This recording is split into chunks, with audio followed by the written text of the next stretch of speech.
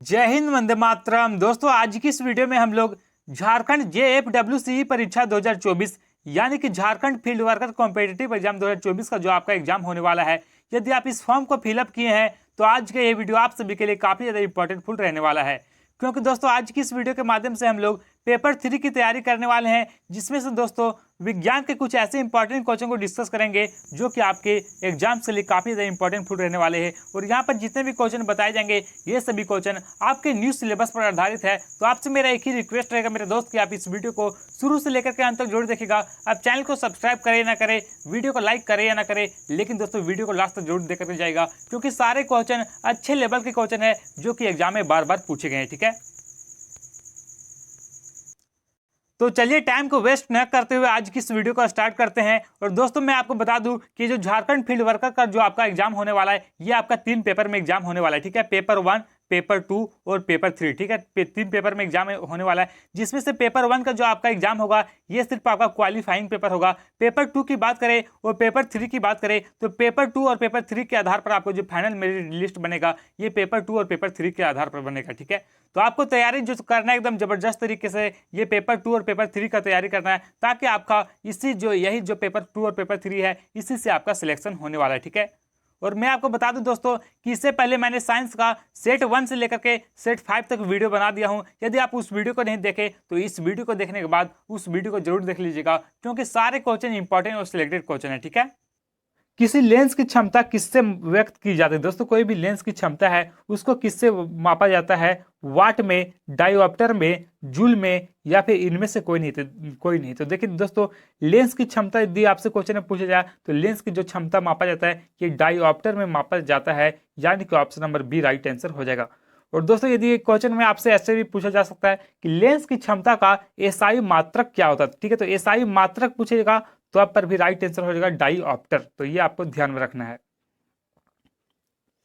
अगला प्रश्न है कि निम्नलिखित में से किसे किसानों का मित्र कहा जाता है? दोस्तों, यहाँ पे बहुत सारे स्टूडेंट कंफ्यूज करते हैं कि निम्नलिखित में से किसे किसानों का मित्र कहा जाता है। तो गाय और कुत्ता को आप लोग किसानों का मित्र नहीं समझिएगा। जो किसानों का जो मित्र होता है ये केचुआ को कहा जाता है। ठीक है, केचुआ को जो है दोस्तों ये किसानों का मित्र कहा जाता है, यानी कि option number D right answer हो जाएगा।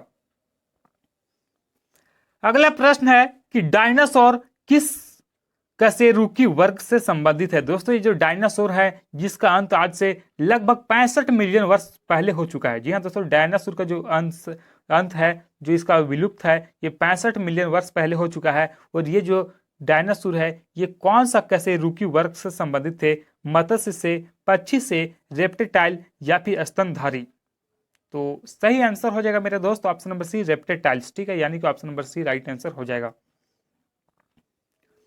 अगला क्वेश्चन है कि एक प्रकाश वर्ष यानी लाइट ईयर होता है। दोस्तों, एक प्रकाश वर्ष इज इक्वल टू क्या होता है? समय का मात्रक होता है, दूरी का मात्रक होता है, तीव्रता का मात्रक होता है, या फिर सूर्य से उत्सर्जित प्रकाश का मापन होता है?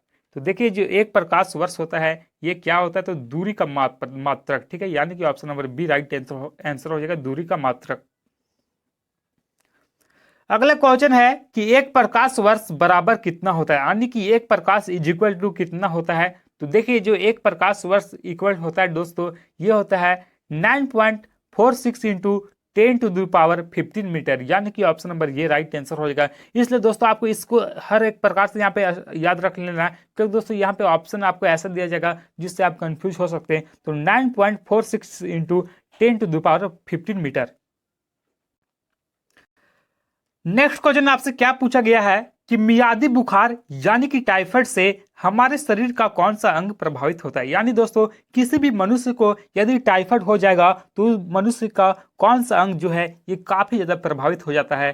फेफड़ा, तिल्ली, यकृत या फिर आंतें? तो यदि किसी भी मनुष्य को यदि टाइफाइड हो जाता है तो उसके जो आंतें हैं ये काफी ज्यादा प्रभावित होता है, यानी कि ऑप्शन नंबर यहाँ पे डी राइट आंसर हो जाएगा। ठीक है, नेक्स्ट क्वेश्चन क्या पूछा गया है कि पादपों में जल के परिवहन का कार्य कौन करता है? दोस्तों, जो पादप होते हैं इसमें जो जल का परिवहन का कार्य करता है ये कौन करता है? बहुत ही ज्यादा इंपॉर्टेंट क्वेश्चन है। तो पादप में जल का परिवहन के कार्य की बात करें तो इसका जो कार्य करता है ये जाइलम के द्वारा करता है, यानी कि ऑप्शन नंबर यहाँ पे डी राइट आंसर होगा, जाइलम। ठीक है, नेक्स्ट क्वेश्चन है कि बर्फ जल पर तैरती है क्योंकि दोस्तों ये जो बर्फ देखते होंगे कि जब बर्फ जो होता है ये जल पर तैरने लगता है तो किस कारण से तैरता है, बस यही आपसे क्वेश्चन में पूछा गया है। ठीक है, तो बर्फ जो जल पर तैरता है क्या यह ठोस होता है इसीलिए तैरता है, इसका घनत्व जल से अधिक होती है, इसका घनत्व जल के घनत्व से कम होता है, या फिर जल में कुछ विशिष्ट खनिज होते हैं। तो देखिए दोस्तों ये जो बर्फ जल पर तैरते हैं ये किस कारण से तैरते हैं, तो इसका घनत्व जो है ये जल के घनत्व से कम होता है, क्योंकि दोस्तों जल का घनत्व अधिक होता है और बर्फ का घनत्व कम होता है, जिसके कारण ये जो बर्फ है ये जल पर तैरने लगता है। Option number C right answer हो जाएगा। अगला क्वेश्चन है कि प्रकाश का रंग निश्चित किया जाता है। दोस्तों जो प्रकाश का रंग निश्चित किया जाता है तो किसके द्वारा ये निश्चित किया जाता है? ठीक है, तो वेग के द्वारा, आयाम के द्वारा, तरंग दैर्ध्य के द्वारा, या फिर आवृत्ति के द्वारा। तो देखिए जो प्रकाश का रंग है ये निर्धारित किया जाता है, ये निश्चित किया जाता है, ये किया जाता है तरंग दैर्ध्य के द्वारा, यानी कि option number C right answer हो जाएगा, तरंग दैर्ध्य। दोस्तों यहाँ पे बहुत सारे ऐसे क्वेश्चन होंगे जिनका आंसर आपको पहले से याद होगा, लेकिन आपको देखना क्या है कि आप टोटल कितने ऐसे क्वेश्चन हैं जिसका आंसर आप सही कर पा रहे हैं। अपना स्कोर हर एक स्टूडेंट को ईमानदारी पूर्वक कमेंट बॉक्स में कमेंट करके जरूर लिखना है। अगला प्रश्न है कि निम्नलिखित में से कौन सा विटामिन घाव को भरने में सहायक होता है? दोस्तों इनमें से कौन सा विटामिन है जो कि घाव को भरने में सहायक होता है? तो देखिए विटामिन की बात करें तो vitamin A, vitamin B, vitamin C, या फिर विटामिन के। तो देखिए दोस्तों जो घाव का भरने का कार्य करता है ये विटामिन बी करता है, यानी कि option number C right answer होगा, विटामिन बी। ठीक है, और दोस्तों कई बार एग्जाम में ये भी क्वेश्चन पूछा जाता है कि कोई भी इंसान जब कटता है तो वो थक्का जो जमता है दोस्तों ये कौन से विटामिन के कारण जमता है? तो विटामिन के। ठीक है, अगला क्वेश्चन है, अगला प्रश्न क्या पूछा गया है कि गाय का गर्भकाल कितने दिनों का होता है? दोस्तों ये जो गाय का गर्भकाल होता है ये कितने दिनों का होता है? 280 दिन, 300 दिन, 330 दिन, या फिर 340 दिन। तो देखिए जो गाय का गर्भकाल होता है मेरे दोस्त ये होता है 280 दिनों का, यानी कि ऑप्शन नंबर ये राइट आंसर हो जाएगा। अगला क्वेश्चन है कि सर्पदंश से शरीर का कौन सा भाग प्रभावित होता है? तो दोस्तों ये जो सर्पदंश से शरीर का होता है बॉडी का कौन सा अंग प्रभावित होता है? मस्तिष्क, तंत्रिका तंत्र, फेफड़ा, या फिर हृदय। तो राइट आंसर हो जाएगा ऑप्शन नंबर बी, यहाँ पे तंत्रिका तंत्र। ठीक है, यानी कि option number B right answer हो जाएगा। दोस्तों सर्पदंत कहने का मतलब यहाँ पे क्या बोला गया है कि यदि सांप जो, ठीक है, यदि सांप काटता है दोस्तों तो कौन सा अंग जो है ये काफी ज्यादा प्रभावित हो जाता है? तो तंत्रिका तंत्र, यानी कि नर्वस सिस्टम जो है ये काफी ज्यादा प्रभावित होता है। तो राइट आंसर हो जाएगा ऑप्शन नंबर बी। ठीक है, यानी कि नर्वस सिस्टम। अगला प्रश्न है कि पीतल किसकी मिश्र धातु? दोस्तों जो पीतल है ये इनमें से किसकी मिश्र धातु है? तांबा प्लस टीन का, या फिर तांबा और एल्युमिनियम का, तांबा और जस्ता का, या फिर तांबा और लोहा का। तो देखिए जो पीतल है ये किसका मिश्र धातु है? तो तांबा और एल्युमिनियम का जो मिश्र धातु है ये क्या है? तो पीतल। ऑप्शन नंबर यहाँ पे बी राइट आंसर हो जाएगा। तो ये आपको याद रखना। ठीक है, और कई बार एग्जाम में ये भी क्वेश्चन पूछा जाता है कि कांसा का मिश्र धातु क्या है? ठीक है, तो यदि कांसा का पूछा जाए तो तांबा और टीन। जी हाँ दोस्तों, तांबा और टीन जो है ये कांसा का मिश्र धातु है। तो तांबा और टीन जो पूछा जाएगा तो कांसा का पूछा जाएगा तो तांबा और टीन हो जाएगा। अगला क्वेश्चन है कि प्रेशर कुकर में खाना जल्दी पक जाता है। दोस्तों ये प्रेशर कुकर होता है दोस्तों जिसमें हम लोग खाना बनाते हैं, तो उसमें खाना जो है ये जल्दी पक जाता है। तो किस कारण से पकता है? ठीक है, क्योंकि प्रेशर कुकर के अंदर दाब कम होता है, प्रेशर कुकर के अंदर दाब अधिक होता है, प्रेशर कुकर के आकार के कारण, या फिर इनमें से कोई नहीं। तो देखिए दोस्तों ये जो प्रेशर कुकर के अंदर जो खाना जल्दी पकता है इसका मुख्य कारण जो है ये क्या है? तो प्रेशर कुकर के अंदर दाब जो है ये बहुत ही अधिक हो जाता है, जिसके कारण खाना जो है ये जल्दी पकता है। Option number B right answer हो जाएगा। क्वेश्चन आपसे क्या पूछा गया है कि ए मीटर से क्या मापा जाता है? दोस्तों ये जो ये मीटर है इससे क्या मापा जाता है? विद्युत धारा, विभवांतर, वायु की चाल, या फिर उच्च ताप। तो देखिए जो ए मीटर है इससे मापा जाता है विद्युत धारा, यानी कि ऑप्शन नंबर ये राइट आंसर हो जाएगा। ध्वनि का वेग सबसे ज्यादा किसमें होता है? दोस्तों ये जो ध्वनि का वेग होता है ये सबसे अधिक किसमें होता है? जल में, निर्वात में, इस्पात में, या फिर इनमें से किसी में नहीं। ठीक है, तो देखिए जो ध्वनि है, ठीक है, यानी आवाज जो है, इसका जो वेग होता है ये सबसे अधिक किस में होता है, तो सबसे अधिक जो होता है ये इस्पात में होता है, यानी कि स्टील में। ऑप्शन नंबर यहाँ पे सी राइट आंसर हो जाएगा, ठीक है। सबसे अधिक की बात करें तो सबसे अधिक ठोस में होता है, उसके बाद द्रव, उसके बाद गैस, ठीक है, तो ये इसका क्रम है। नेक्स्ट क्वेश्चन है कि वायुमंडलीय दाब मापने का पैमाना है। दोस्तों ये जो वायुमंडलीय दाब मापने का पैमाना है ये क्या है? मैनोमीटर, लैक्टोमीटर, हाइग्रोमीटर या फिर बैरोमीटर। तो देखिए जो वायुमंडलीय दाब है ये किससे मापा जाता है? तो बैरोमीटर से, यानी कि option number D right answer हो जाएगा, ठीक है। ये जो मैनोमीटर है दोस्तों, मैनोमीटर, इससे क्या मापा जाता है? तो गैस का दाब, ठीक है, गैसों का जो दाब होता है ये मापा जाता है मैनोमीटर से, ठीक है। लैक्टोमीटर से क्या मापा जाता है? तो दूध की शुद्धता, जी हाँ दोस्तों, दूध की जो शुद्धता होता है ये मापा जाता है लैक्टोमीटर से। और हाइग्रोमीटर से क्या मापा जाता है? तो वायु में उपस्थित आर्द्रता जो है ये हाइग्रोमीटर से मापा जाता है। तो आपको ये तीनों क्वेश्चन याद होना चाहिए, ठीक है। अगला क्वेश्चन क्या पूछा गया है कि अमीबा में कुल कितने सेल यानी कोशिका होते हैं? दोस्तों ये जो अमीबा है इसमें टोटल कितने सेल या कोशिका होते हैं? 3, 2, 1 या फिर 4। तो देखिए जो अमीबा है इसमें टोटल जो है ये मात्र एक कोशिका होता है, यानी कि ऑप्शन नंबर ये राइट आंसर हो जाएगा, एक कोशिका, ठीक है। दोस्तों आप सभी को एक क्वेश्चन कमेंट बॉक्स में कमेंट करके जरूर लिखना है कि ये जो कोशिका है यानी सेल का खोज है किसने किया था, ठीक है, कब किसने किया था और कब किया था। इसका आंसर आप सभी लोग ईमानदारी पूर्वक कमेंट बॉक्स में कमेंट करके जरूर लिखिएगा कि कोशिका का खोज किसने किया, ठीक है। मैं देखना चाहता हूँ कितने ऐसे स्टूडेंट हैं जो कि इस क्वेश्चन का सही आंसर लिख पाते हैं, ठीक है। नेक्स्ट क्वेश्चन है कि रेफ्रिजरेटर में कौन सी गैस शीतलन करता है? दोस्तों आप सभी को पता होगा कि जो रेफ्रिजरेटर होता है यानी फ्रिज जो होता है दोस्तों, जो कि घर में लगा हुआ रहता है, उसमें जो ठंडा का काम करता है ये कौन सा गैस के कारण ठंडा होता है, ठीक है। अमोनिया, फ्रीजन, ऑक्सीजन या फिर नाइट्रोजन। तो देखिए दोस्तों जो रेफ्रिजरेटर फ्रिज होता है इसमें जो ठंडा करने का कार्य करता है ये करता है फ्रीजन, यानी कि ऑप्शन नंबर 20 सही हो जाएगा, फ्रीजन। नेक्स्ट क्वेश्चन जो कि बहुत ज्यादा इंपॉर्टेंट क्वेश्चन है कि इलेक्ट्रॉन की खोजकर्ता कौन है? दोस्तों यहां से 3 क्वेश्चन आपके एग्जाम में पूछे जाते हैं, ठीक है। इलेक्ट्रॉन, प्रोटॉन और न्यूट्रॉन। तो यदि आपसे पूछा जाए इलेक्ट्रॉन का खोजकर्ता कौन है तो जे थॉमसन जो कि इलेक्ट्रॉन के खोजकर्ता है। यदि पूछा जाए कि प्रोटॉन के खोजकर्ता कौन है तो रदरफोर्ड, ठीक है, रदरफोर्ड जो कि प्रोटॉन के खोजकर्ता है। और जेम्स चैडविक है जो कि दोस्तों इलेक्ट्रॉन, प्रोटॉन और न्यूट्रॉन के खोज करते हैं कौन है तो जेम्स चैडविक। दोस्तों इसको आप एक ट्रिक के माध्यम से याद कर सकते हैं, ठीक है। कौन सा ट्रिक है दोस्तों? तो इलेक्ट्रॉन, प्रोटॉन, न्यूट्रॉन, तो ईटा पर नाच, ठीक है, ईटा पर नाच, ईटा पर नाच। ये जो ईटा पर नाच है दोस्तों इस ट्रिक्स के माध्यम से आप याद रखते हैं। ई से हो गया इलेक्ट्रॉन, ठीक है, और जे से क्या होगा, ट से हो गया थॉमसन, ठीक है, प से हो गया प्रोटॉन और र से हो गया रदरफोर्ड और यहाँ पे न से हो गया न्यूट्रॉन और यहाँ पे नाच च से होगा चैडविक, ठीक है। तो ये आपको इस ट्रिक के माध्यम से भी याद रख सकते हैं तीनों, ठीक है। नेक्स्ट क्वेश्चन है कि निम्नलिखित में से किसे भविष्य की धातु कहा जाता है? दोस्तों इनमें से किसे है जो कि भविष्य की धातु कहा जाता है? स्टील, तांबा, लोहा या फिर टाइटेनियम। तो देखिए जो भविष्य का धातु है ये कहा जाता है टाइटेनियम को, यानी कि ऑप्शन नंबर यहाँ पे बी राइट आंसर हो जाएगा। टाइटेनियम को जो है ये भविष्य का धातु कहा जाता है।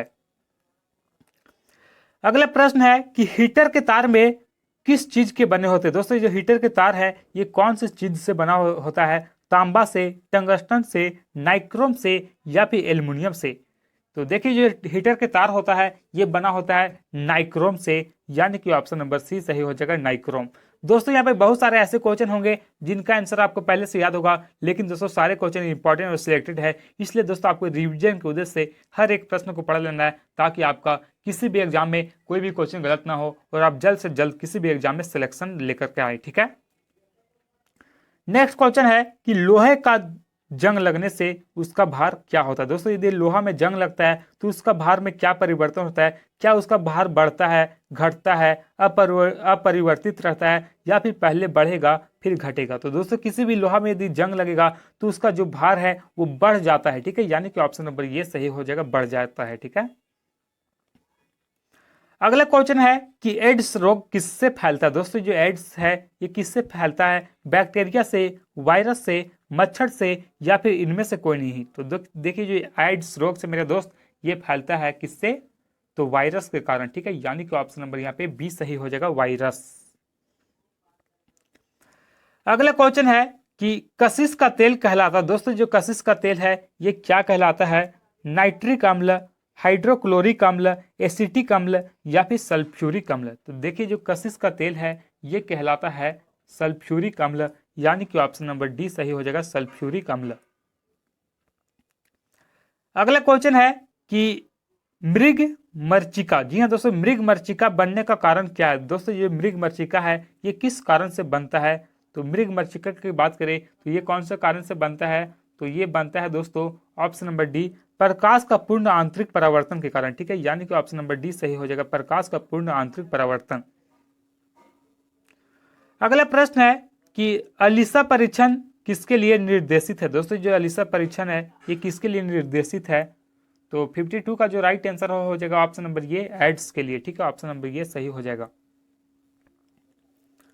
अगला क्वेश्चन है कि परमाणु बम की खोज किसने की थी? दोस्तों ये परमाणु बम है इसकी खोज की बात करें तो इसका जो खोज है ये किसके द्वारा किया गया? ऑटो होम, अल्बर्ट आइंस्टाइन या फिर एडिसन या फिर रदरफोर्ड। तो देखिए जो परमाणु बम है इसकी जो खोज है ये किया गया दोस्तों ऑटो होम के द्वारा, यानी कि ऑप्शन नंबर ये राइट आंसर हो जाएगा। ठीक है, और यदि आपसे क्वेश्चन पूछा जाए कि परमाणु बम पहली बार कौन से देश पर गिराया था? ठीक है, तो पहली बार दोस्तों परमाणु बम है ये अमेरिका के द्वारा गिराया गया था। अमेरिका के दो शहर हिरोशिमा और नागासाकी, जी हाँ दोस्तों, हिरोशिमा और नागासाकी पर परमाणु बम पहली बार गिराया गया था। ठीक है, 6 अगस्त और 9 अगस्त को। ठीक है, तो पहला जो गिराया गया था उसका नाम था लिटिल बॉय और दूसरा जो गिराया गया था उसका नाम था फैटमैन। नेक्स्ट क्वेश्चन है कि डॉक्टर सीवी रमन, जी हाँ दोस्तों, डॉक्टर सीवी रमन को किस विषय में नोबेल पुरस्कार मिला है? साहित्य के क्षेत्र में, औषधि विज्ञान में, भौतिकी में या फिर रसायन शास्त्र में? तो ये जो डॉक्टर सीवी रमन है इन्हें कौन सा क्षेत्र में नोबेल पुरस्कार दिया गया था? तो भौतिकी के क्षेत्र में। ठीक है, ऑप्शन नंबर यहाँ पे सी राइट आंसर हो जाएगा। अगला क्वेश्चन है कि निम्नलिखित में से कौन सा विटामिन जल में विलय होता है? दोस्तों इनमें से कौन सा विटामिन है जो कि जल में घुलनशील है? तो देखिए जो जल में घुलनशील की बात करें तो कौन से विटामिन है? तो विटामिन सी, जी हाँ दोस्तों, विटामिन सी है जो कि जल में घुलनशील है, यानी कि option number C right answer हो जाएगा। और दोस्तों विटामिन ए, डी, ई के, जी हाँ दोस्तों, ये डी, ई और के, विटामिन ए, डी और ई के जो है ये वसा में घुलनशील है। ठीक है, तो यदि आपसे क्वेश्चन पूछा जाए कि वसा में इनमें से कौन सा विटामिन घुलनशील है तो आपको याद होना चाहिए कि विटामिन ए, डी और विटामिन ई और विटामिन के ये सभी वसा में घुलनशील हैं। अगला क्वेश्चन है कि डायनामाइट का आविष्कार किसने किया था? दोस्तों जो डायनामाइट है इसके आविष्कार की बात करें तो इसका आविष्कार किसने किया? तो अल्फ्रेड बर्नार्ड नोबेल, जी हाँ दोस्तों, अल्फ्रेड बर्नार्ड नोबेल ने डायनामाइट का आविष्कार किया था, यानी कि ऑप्शन ये राइट हो जाएगा। अगला क्वेश्चन है कि लाल रुधिर कणिकाओं यानी आरबीसी का निर्माण कहाँ होता है? दोस्तों जो लाल रुधिर कणिका है इसका यानी आरबीसी का जो निर्माण होता है ये कहाँ पर होता है? वृक्कों में, अस्थि मज्जा में, यकृत में या फिर तिल्ली में? तो देखिए जो आरबीसी का जो निर्माण होता है ये कहाँ पर होता है? तो होता है ये अस्थि मज्जा में। ठीक है, यानी कि ऑप्शन नंबर यहाँ पे बी सही हो जाएगा, अस्थि मज्जा। आरबीसी कहने का मतलब क्या दोस्तों? तो रेड ब्लड सेल, जी हाँ दोस्तों, रेड ब्लड सेल का जो निर्माण होता है ये अस्थि मज्जा में होता है। अगला क्वेश्चन है कि मधुमेह किसकी कमी से होता है? दोस्तों ये जो मधुमेह है ये किसकी कमी से होता है? इंसुलिन, प्रोटीन, वसा या फिर विटामिन? तो देखिए जो मधुमेह होने का मुख्य कारण है इसका मुख्य कारण है इंसुलिन की कमी से होता है, यानी कि ऑप्शन ये सही हो जाएगा। अगला क्वेश्चन है कि दूध के फटने पर कौन सा एसिड उत्पन्न होता है? दोस्तों ये जो दूध है जब फट जाता है तो कौन सा एसिड का उत्पन्न होता है? तो क्वेश्चन नंबर 59 का राइट आंसर होगा लैक्टिक एसिड। ठीक है, option number C right answer हो जाएगा, लैक्टिक एसिड। अगला क्वेश्चन है कि पृथ्वी पर उपलब्ध सबसे कठोरतम पदार्थ क्या है? दोस्तों बहुत ही ज्यादा आसान क्वेश्चन है कि पृथ्वी पर उपलब्ध सबसे कठोर पदार्थ क्या है। इसका आंसर दोस्तों आप सभी लोगों को कमेंट बॉक्स में कमेंट करके जरूर लिखना है कि पृथ्वी पर उपस्थित सबसे कठोर पदार्थ क्या है? प्लेटिनम, हीरा, स्फटिक या फिर सोना? तो दोस्तों इसका आंसर आप सभी लोग कमेंट बॉक्स में कमेंट करके जरूर लिखिएगा। तो दोस्तों इस प्रकार से हम लोगों ने प्रैक्टिस सेट 1 से लेकर के प्रैक्टिस सेट 5 तक जितने भी इंपॉर्टेंट और सिलेक्टेड क्वेश्चन बनते थे सारे क्वेश्चन को डिस्कस कर लिया, ठीक है। और यदि आप उन सभी वीडियो को नहीं देखें तो प्लीज इस वीडियो के डिस्क्रिप्शन बॉक्स में लिंक दे दिया हूं, आप प्लीज आप एक बार उन सभी वीडियो को जरूर देख ले, क्योंकि दोस्तों वहां पर सारे क्वेश्चन इंपॉर्टेंट और सिलेक्टेड क्वेश्चन कवर कराए गए जो कि हर एक एग्जाम में बार बार क्वेश्चन पूछे गए, ठीक है। और सारे क्वेश्चन आपके न्यू सिलेबस पर आधारित है, तो सारे प्रश्नों को एक बार रिवीजन के उद्देश्य से पढ़ ले, ताकि आपका ये जो झारखंड फील्ड वर्कर का जो आपका एग्जाम होने वाला है उस एग्जाम में साइंस से आपके एग्जाम में एक भी क्वेश्चन गलत ना हो, ठीक है। और यदि आप इसी तरह और भी यदि आप इंपॉर्टेंट क्वेश्चन जानना चाहते हैं तो आप इस चैनल को सब्सक्राइब कर ले मेरे दोस्त, क्योंकि इस चैनल के माध्यम से मैं सिर्फ उन्हीं सभी क्वेश्चन को कवर कराऊंगा जो कि आपके एग्जाम में बार बार पूछे जाते हैं, जो कि आपके एग्जाम्स के लेवल के होते हैं, ठीक है। तो फिर से हम लोग मिलेंगे नेक्स्ट वीडियो में, तब तक के लिए जय हिंद जय भारत।